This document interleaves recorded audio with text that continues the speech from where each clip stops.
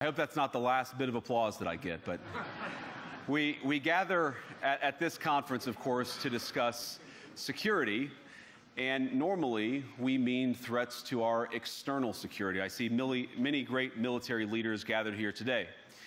But while the Trump administration is very concerned with European security and believes that we can come to a reasonable settlement between Russia and Ukraine, and we also believe that it's important in the coming years for Europe to step up in a big way to provide for its own defense, the threat that I worry the most about vis-a-vis Europe is not Russia, it's not China, it's not any other external actor. And what I worry about is the threat from within, the retreat of Europe from some of its most fundamental values, values shared with the United States of America. Now, I was struck that a former European commissioner went on television recently and sounded delighted that the Romanian government had just annulled an entire election. He warned that if things don't go to plan, the very same thing could happen in Germany too. Now, these cavalier statements are shocking to American ears. For years, we've been told that everything we fund and support is in the name of our shared democratic values. Everything from our Ukraine policy to digital censorship is billed as a defense of democracy. But when we see European courts canceling elections and senior officials threatening to cancel others, we ought to ask whether we're holding ourselves to an appropriately high standard. And I say ourselves because I fundamentally believe that we are on the same team. We must do more than talk about democratic values, we must live them. Now, within living memory of many of you in this room, the Cold War positioned defenders of democracy against much more tyrannical forces on this continent. And consider the side in that fight that censored dissidents, that closed churches, that canceled elections. Were they the good guys? Certainly not. And thank God they lost the Cold War. They lost because they neither valued nor respected all of the extraordinary blessings of liberty. The freedom to surprise, to make mistakes, to invent, to build. As it turns out, you can't mandate innovation or creativity, just as you can't force people what to think, what to feel, or what to believe. And we believe those things are certainly connected. And unfortunately, when I look at Europe today, it's sometimes not so clear what happened to some of the Cold War's winners.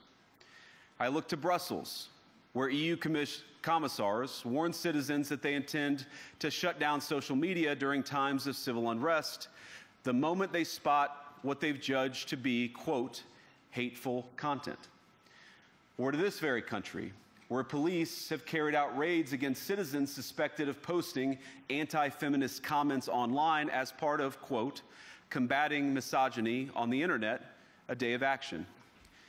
I look to Sweden, where 2 weeks ago the government convicted a Christian activist for participating in Koran burnings that resulted in his friend's murder.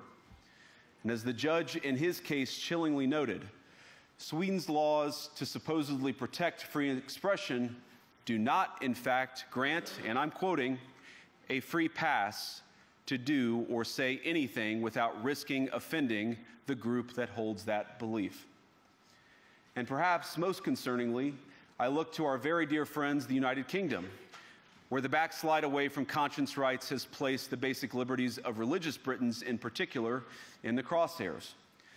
A little over 2 years ago, the British government charged Adam Smith Connor, a 51-year-old physiotherapist and an Army veteran, with the heinous crime of standing 50 meters from an abortion clinic and silently praying for 3 minutes. Not obstructing anyone, not interacting with anyone, just silently praying on his own. And after British law enforcement spotted him and demanded to know what he was praying for, Adam replied simply, it was on behalf of the unborn son he and his former girlfriend had aborted years before. Now, the officers were not moved. Adam was found guilty of breaking the government's new buffer zones law, which criminalizes silent prayer and other actions that could influence a person's decision within 200 meters of an abortion facility. he was sentenced to pay thousands of pounds in legal costs to the prosecution.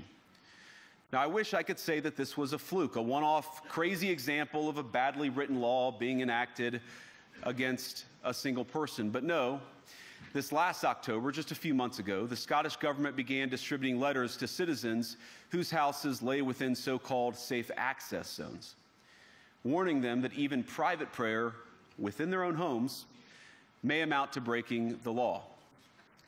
Naturally, the government urged readers to report any fellow citizens suspected guilty of thought crime. In Britain and across Europe, free speech, I fear, is in retreat. And in the interest of comedy, my friends, but also in the interest of truth, I will admit that sometimes the loudest voices for censorship have come not from within Europe, but from within my own country, where the prior administration threatened and bullied social media companies to censor so-called misinformation. Misinformation like, for example, the idea that coronavirus had likely leaked from a laboratory in China. Our own government encouraged private companies to silence people who dared to utter what turned out to be an obvious truth. So I come here today not just with an observation, but with an offer. And just as the Biden administration seemed desperate to silence people for speaking their minds, so the Trump administration will do precisely the opposite, and I hope that we can work together on that. In Washington, there is a new sheriff in town, and under Donald Trump's leadership, we may disagree with your views, but we will fight to defend your right to offer it in the public square, agree or disagree.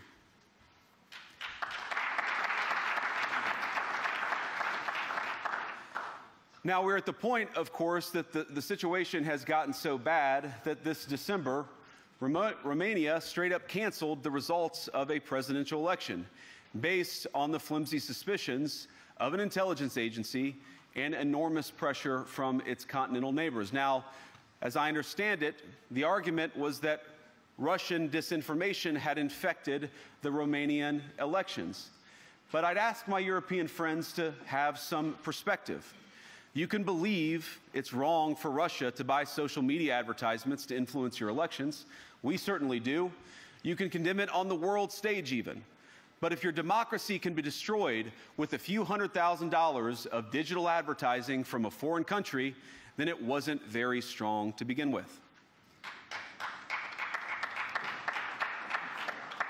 Now, the good news is that I happen to think your democracies are substantially less brittle than many people apparently fear.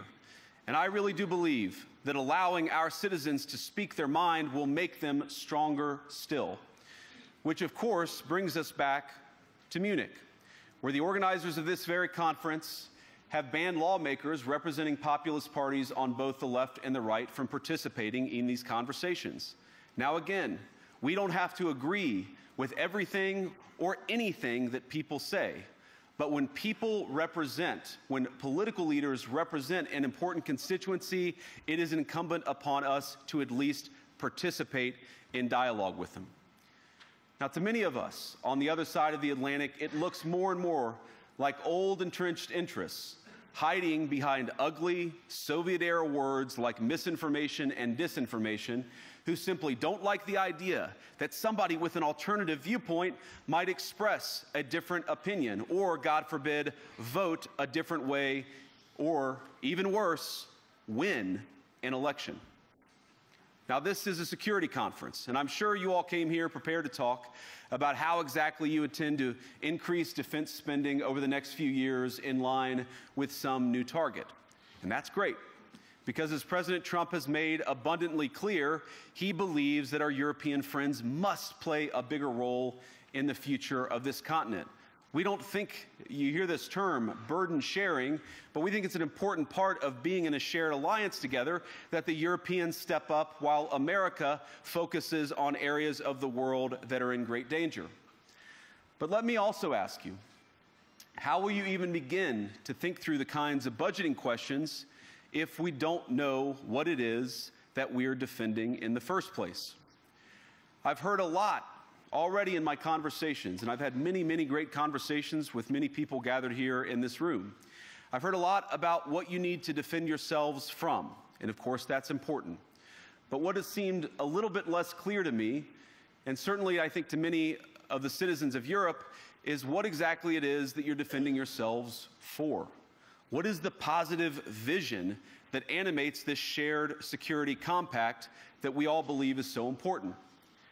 And I believe deeply that there is no security if you are afraid of the voices, the opinions, and the conscience that guide your very own people. Europe faces many challenges, but the crisis this continent faces right now, the crisis I believe we all face together, is one of our own making. If you're running in fear of your own voters, there is nothing America can do for you. Nor, for that matter, is there anything that you can do for the American people who elected me and elected President Trump.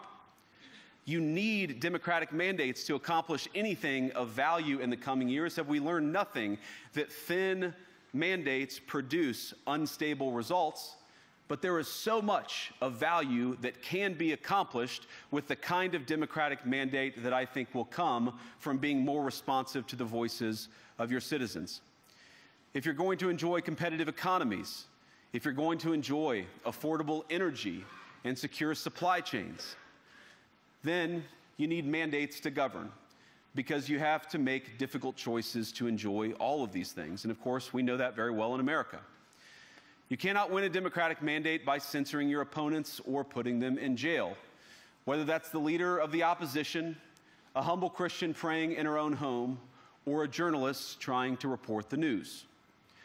Nor can you win one by disregarding your basic electorate on questions like who gets to be a part of our shared society.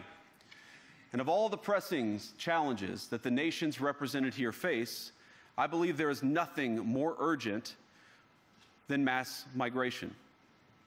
Today, almost 1 in 5 people living in this country moved here from abroad. That is, of course, an all-time high. It's a similar number, by the way, in the United States, also an all-time high. The number of immigrants who entered the EU from non-EU countries doubled between 2021 and 2022 alone, and of course it's gotten much higher since. And we know this situation, it didn't materialize in a vacuum.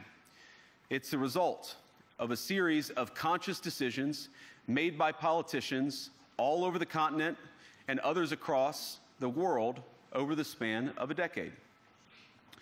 We saw the horrors wrought by these decisions yesterday in this very city. And of course, I can't bring it up again without thinking about the terrible victims who had a beautiful winter day in Munich ruined. Our thoughts and prayers are with them and will remain with them. But why did this happen in the first place?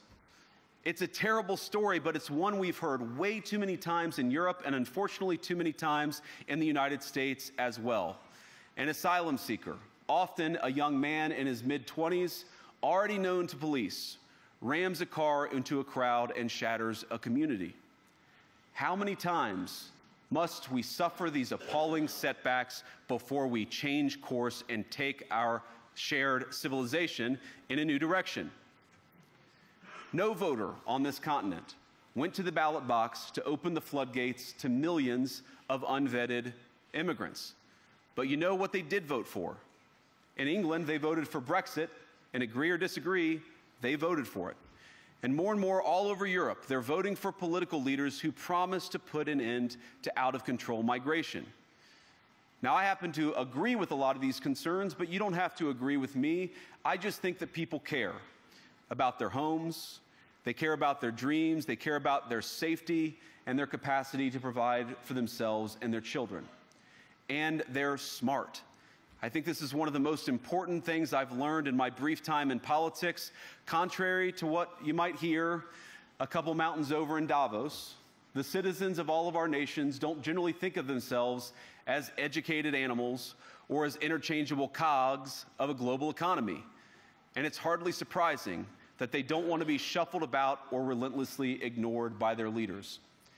And it is the business of democracy to adjudicate these big questions at the ballot box.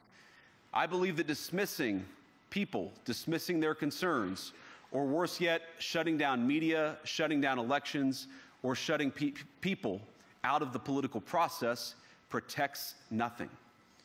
In fact, it is the most surefire way to destroy democracy. And speaking up and expressing opinions isn't election interference. Even when people express views outside your own country, and even when those people are very influential. And trust me, I say this with all humor, if American democracy can survive 10 years of Greta Thunberg scolding, you guys can survive a few months of Elon Musk. But what no democracy, American, German, or European, will survive is telling millions of voters that their thoughts and concerns, their aspirations, their pleas for relief are invalid or unworthy of even being considered. Democracy rests on the sacred principle that the voice of the people matters. There's no room for firewalls. You either uphold the principle or you don't. Europeans, the people, have a voice. European leaders have a choice. And my strong belief is that we do not need to be afraid of the future. You can embrace what your people tell you, even when it's surprising, even when you don't agree. And if you do so, you can face the future with certainty and with confidence, knowing that the nation stands behind each of you. And that, to me, is the great magic of democracy. It's not in these stone buildings or beautiful hotels. It's not even in the great institutions that we have built together as a shared society. To believe in democracy is to understand that each of our citizens has wisdom and has a voice. And if we refuse to listen to that voice, even our most successful fights will secure very little. As Pope John Paul II, in my view, one of the most extraordinary champions of democracy on this continent or any other, once said, "Do not be afraid." We shouldn't be afraid of our people, even when they express views that disagree with their leadership. Thank you all. Good luck to all of you. God bless you.